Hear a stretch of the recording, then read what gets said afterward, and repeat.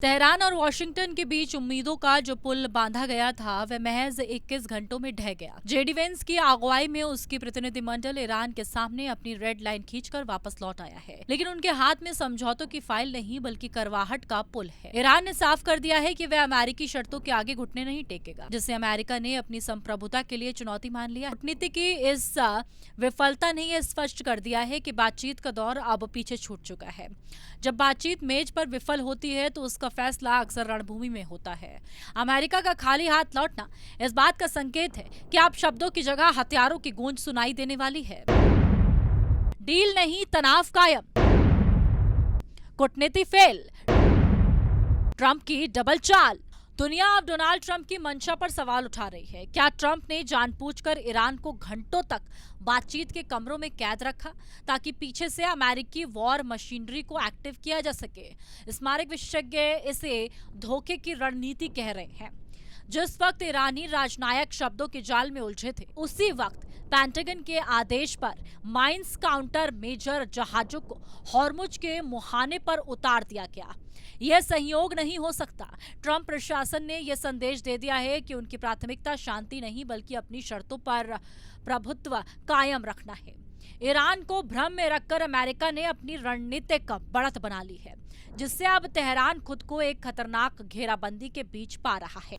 Street of Hormuz, जहां से दुनिया की रगों में दौड़ने वाले तेल का 1/3 हिस्सा गुजरता है, अब वह बारूदी सुरंगों और युद्धपोतों का केंद्र बन गया है। अमेरिका द्वारा माइंस हटाने वाले जहाजों की तैनाती का सीधा मतलब है कि उसे अंदेशा है कि ईरान इस जल मार्ग को बंद करने की कोशिश कर सकता है।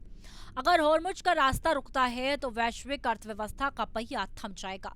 अमेरिकी नौसेना की यह सक्रियता ये बताती है कि वह किसी भी संभावित ब्लैक बैड को तोड़ने के लिए आक्रामक मोड में आ चुकी है। दूसरी ओर ईरान की रिवॉल्यूशनरी गार्ड्स ने भी अपने मिसाइल यूनिट्स को अलर्ट पर रख दिया है।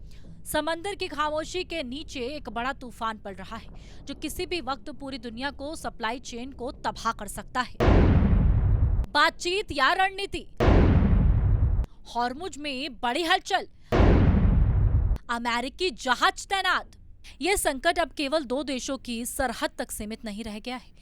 पाकिस्तान द्वारा सऊदी अरब में अपने लड़ाकू विमानों और सैन्य टुकड़ियों को भेजना इस आग में घी डालने जैसा काम है। खाड़ी के देशों में बन रहे इस नए सैन्य गठबंधन ने यह साफ कर दिया है कि खेमेबाजी पूरी हो चुकी है। एक तरफ अमेरिका और उसके सहयोगी हैं तो दूसरी तरफ ईरान अपने क्षेत्रीय ताकत को रेजिस्टेंस फ्रंट के भरोसे खड़ा है। पाकिस्तान की यह भूमिका ईरान के लिए एक नई चिंता का विषय है, क्योंकि इससे उसके पूर्वी और पश्चिमी दोनों मोर्चों पर दबाव बढ़ गया है। क्या यह तैनाती केवल सऊदी अरब की सुरक्षा के लिए है या फिर आने वाले महायुद्ध में पाकिस्तान एक सक्रिय खिलाड़ी बनने जा रहा है? दबाव की यह रणनीति पूरे मध्य पूर्व को एक ऐसे बिंदु पर ला रही है जहां से वापसी का रास्ता नजर नहीं आता। तेल रूट पर खतरा, महायुद्ध की आहट। तो क्या हम एक ऐसे मोड़ पर खड़े हैं जहां शांति की हर खिड़की बंद हो चुकी है?